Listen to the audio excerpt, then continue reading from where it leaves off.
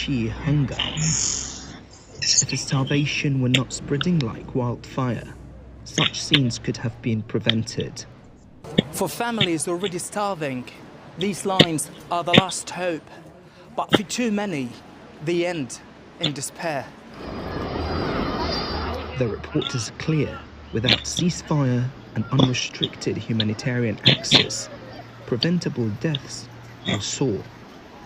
For Gaza's families, famine is no longer the fear of tomorrow. It's the tragedy of today. Tariq Bazoum, Al Jazeera, Deir al-Balah, Palestine. Humanitarian organisations in Gaza are warning that aid shortages are killing Palestinians. They say that prolonged delays and a shortage of safe routes to distribution centres are preventing them from doing more to alleviate famine.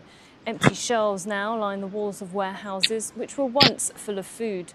The United Nations is demanding an end to Israel's blockade and is calling for an increase in the volume of humanitarian aid that's allowed into Gaza. Ibrahim Al-Khalili has filed us this report from Gaza City. I'm here today in the main warehouse of UNRWA in Gaza City, and behind me, empty shelves, completely empty shelves, a stark reminder of aid isn't coming in for people who need it the most. The situation is getting much more catastrophic, complete depletions of all kinds of supplies, leaving displaced families desperate to vent for themselves and to survive the next day.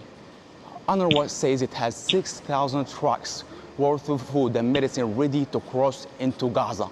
500 to 600 trucks of essential supplies are needed every day. The only way to avoid deepening the famine here, the UN says, is for Israel to open all border crossings into the Strip. The routes that are provided to us by the Israeli authorities are usually very few. Many times they're extremely congested. They also add many hours of delays to our trips. Sometimes they are quite dangerous to pass.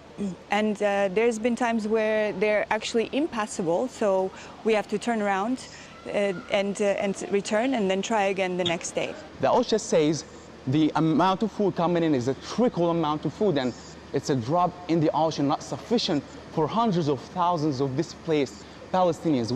We can clearly see the depletion of all kinds of supplies here.